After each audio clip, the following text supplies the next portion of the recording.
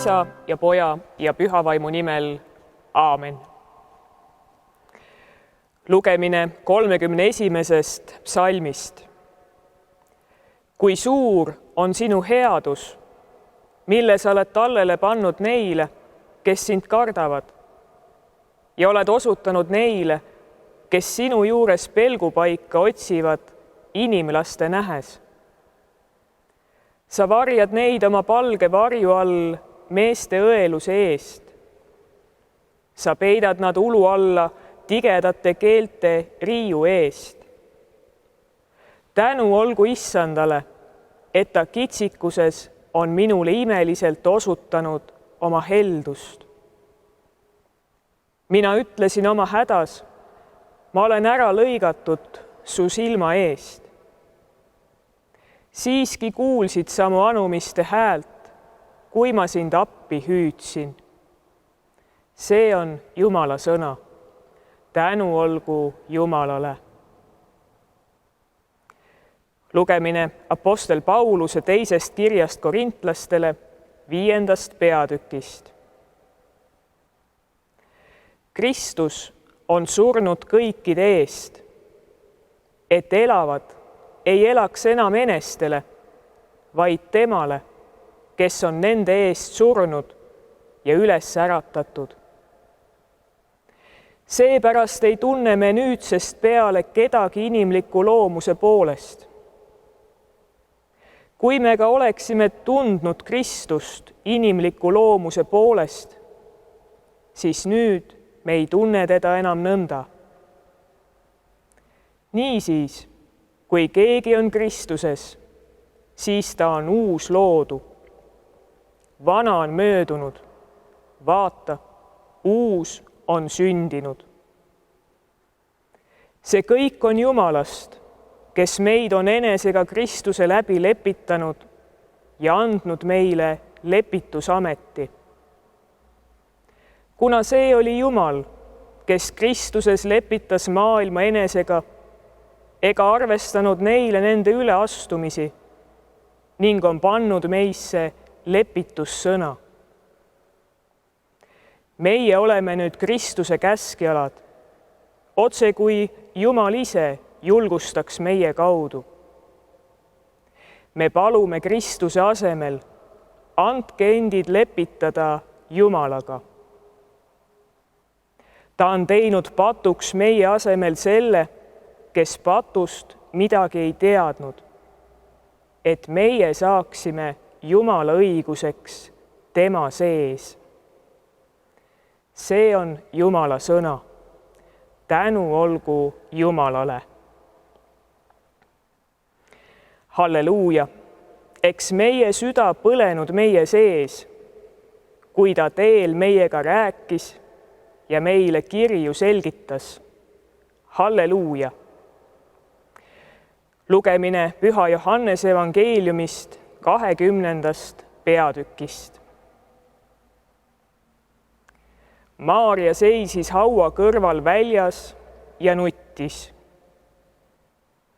Kui ta nõnda nuttis, vaatas ta kummargil hauda ja nägi 2 valges riides inglit istuvat seal, kuhu oli pandud Jeesuse ihu. Ühte peatsis ja teist jalutsis. Ja need ütlesid talle, naine, miks sa nutad? Tema vastas neile, nad on mu Issanda ära viinud ja ma ei tea, kuhu nad on ta pannud.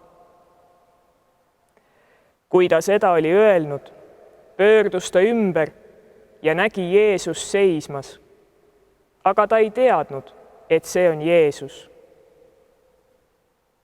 Jeesus ütles talle, naine, miks sa nutad? Keda sa otsid? Maaria arvas ta aedniku olevat ja ütles talle, Isand, kui sina oled ta ära kandnud, siis ütle mulle, kuhu sa ta panid ja ma ise toon ta ära. Ja Jeesus ütles talle, Maaria. too pöördus ümber ja ütles talle heebrea keeles Rabuni, see tähendab õpetaja. Jeesus ütles talle, ära puuduta mind, ma ei ole veel üles isa juurde läinud. Aga mine mu vendade juurde ja ütle neile, ma lähen üles oma isa ja teie isa ning oma Jumala ja teie Jumala juurde. Maarja Magdaleena tuli ja kuulutas jüngritele, ma olen näinud issandat ja seda kõike ta ütles mulle. See on püha evangeelium. Kiitus olgu sulle, Kristus. Kristus on surnuist üles tõusnud, tõesti, ta on üles tõusnud. Head kuulajad ja head vaatajad, me oleme jõudnud teise ülestõusmispüha hommikusse ja meie selja taha on jäänud suure nädala ja ka esimene ülestõusmispüha sündmused, mil kristlik maailm tähistas üheskoos Kristuse aulist ülestõusmist surnuist. See rõõmusõnum on puudutanud aastatuhandete jooksul miljoneid inimesi ja see sõnum ja see vägi ulatuvad oma õnnistava väega ka tänasesse päeva. Kui lugeda ülestõusmispüha nädalasse jäävaid evangeeliumi tekste, siis me märkame seda, kuidas ülestõusnud Jeesust ei tuntud kohe ära. Tühja haua juures nuttev Maarja Magdaleena tundis Jeesuse ära aga sellest, kui Jeesus teda ise hüüdis. Või lukustatud uste taha peitunud jüngrid tundsid issanda ära, kui nägid tema jalgades ja kätes naelaauke. Emmause teel olnud meestele sai Jeesus ära tuntavaks alles üheskoos lauas istudes. Ja see, mida nad kõik Jeesust ära tundes võisid kogeda, on täna ainult aimatav. See oli otsatu rõõm ja südameid täitev kiitus ja tänu. Tänu Jumalale, sest kõik oli hetkega teiseks saanud. Jeesuse jüngritele tähendas Jeesuse ülestõusmine surnuist kinnitust nende usule. Usule, et Jeesus ongi Jumal. Jüngritele andis see nende elule uue mõtte. Hirmu asemel tuli julgus vastu minna kõigele sellele, mis veel ees seisis, nii elus kui ka surmas. Edaspidi ei hoidnud nad siis kinni mitte enam oma elust, vaid Kristusest, sest Kristuses oli elu. Kristus ütleb, mina olen ülestõusmine ja elu. Kes minusse usub, see elab, isegi kui ta sureb. Ükski, kes elab ja usub minusse, ei sure alatiseks. Kas sa usud seda? Küsis Jeesus kord oma venda leinavalt Martalt. Jah, sedasama küsib Kristus ka meie käest. Kas me usume temasse, kes teeb kõik uueks, kes kingib uue alguse, kingib uue päeva, kingib meile uue elu. Sest just elu tahab Kristus meile anda, elu Jumala armastuses. Tõsi, esimese hooga ei pruugi meiegi issandat oma elus ära tunda. Me võime temast mööda käia, temast mööda vaadata. Meie silmad võivad olla peetud ja süda lukus.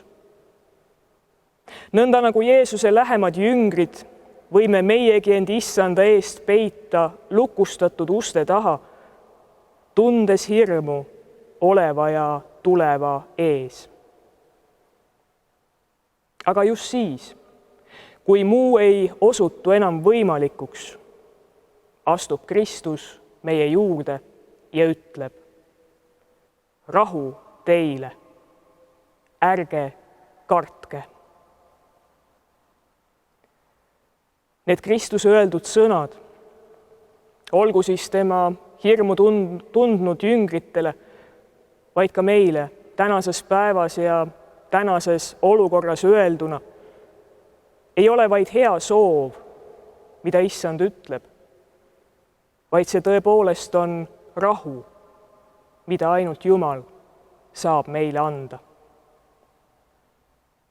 Meie südamesse saab rõõm, usk ja lootus ei ole kuhugi määramatusse tulevikku lükatud, vaid see saab tõepoolest meie keskel ja meie sees reaalsuseks. Üles tõusnud Kristuse läbi, üles tõusnud Kristusega ja üles tõusnud Kristuses me leiame kõik. Temast väljaspool jääb meie elu tühjaks. See, kes kuuleb Kristuse sõnu, see, kes usub temasse, on läinud surmast ellu. Ristimise kaudu oleme siis koos Kristusega maha maetud, nõnda nagu ütleb apostel Paulus, ja käime nüüd koos temaga uues elus.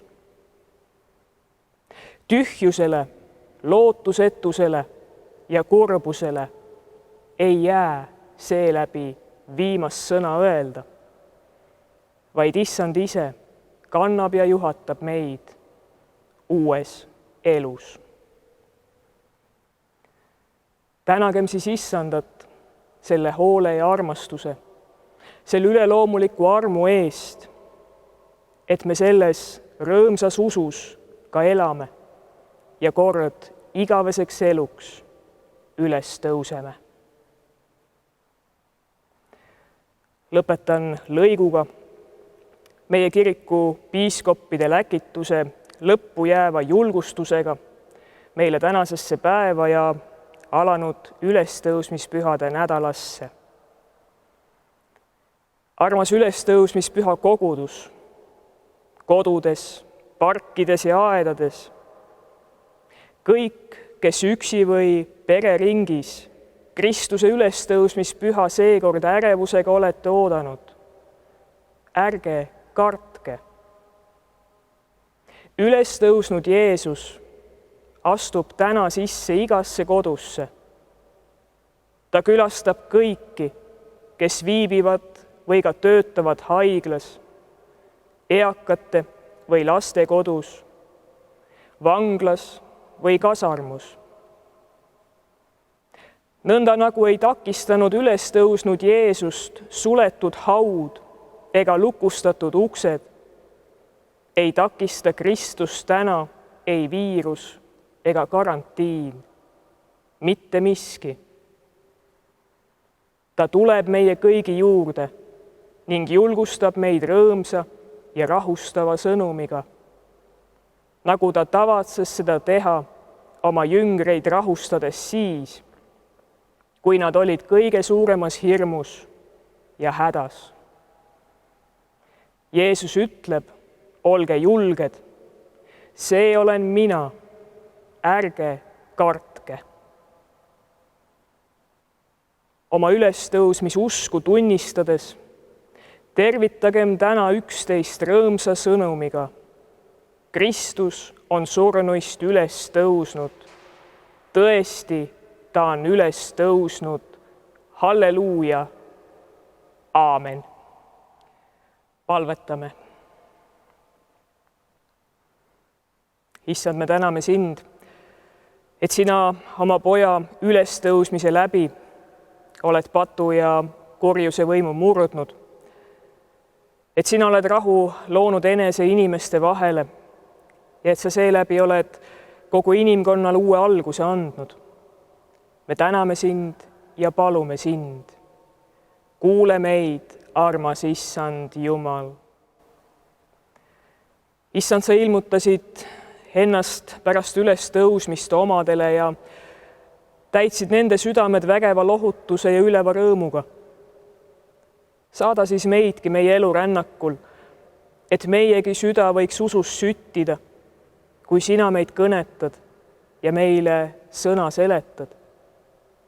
Meie palume sind, kuule meid, armas Issand Jumal. Issand, aita meil ka usus kasvada. Anna meile julgust oma usku tunnistada, aga anna meile ka julgust ja tarkust oma ligimese eest hea seista, üksteist armastuses ja hoolimises teenida ja sinu riiki nõnda üles ehitada meie keskel. Selleks õnnista meie koguduse tööd nii koguduses, aga ka koolis ja lasteaias. Õnnista nii väikeseid kui ka suuri. Meie palume sind. Kuule meid, armas Issand Jumal. Issand, astu sisse ka meie kodudesse, nii noorte kui ka vanade keskele. Kingi meile rõõmu ja üksmeelt. Aita vanematel oma lapsi armastada ja nende eest hästi hoolitseda. Kingi kõigile oma rahu ja ligiolu ja rohkelt tervist. Meie palume sind.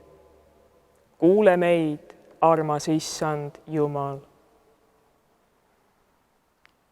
Täida uue eluga ka meie maa ja rahvas. Õnnista tarkuse ja õiglusega meie presidenti, Riigikogu ja valitsust. Issand, kanname palves sinu ette ka kõik need, kes on viirusesse jäänud, kes võitlevad oma elu eest. Aga mõtleme palves ka neile, kes haigete eest igapäevaselt, ennast salgavalt hoolitsevad. Ole siis kõigi meie juures ja kingi meile jõudu. Meie palume sind. Kuule meid, armas Issand Jumal. Kinnita meid viimaks ka igavese elu lootuses ja aita julgelt meil sellele nii elus kui ka lahkumise tunnil toetuda. Sinul olgu ülistus, sinul olgu au igavesest ajast igavesti. Meie palume sind. Kuule meid, armas Issand Jumal. Võta kuulda meie palvet, mida palume nüüd üheskoos nõnda, nagu sina oled meid õpetanud. Meie Isa, kes sa oled taevas, pühitsetud olgu sinu nimi. Sinu riik tulgu, sinu tahtmine sündigu, nagu taevas, nõnda ka maa peal. Meie igapäevast leiba anna meile täna päev ja anna meile andeks meie võlad, nagu meiegi andeks anname oma võlglastele. Ja ära saada meid kiusatusse, vaid päästa meid ära kurjast, sest sinu päralt on riik ja vägi ja au igavesti. Aamen. Ja õnnistagu ja hoidku meid püha kolmainus Jumal, Isa ja Poeg ja Püha Vaim. Aamen.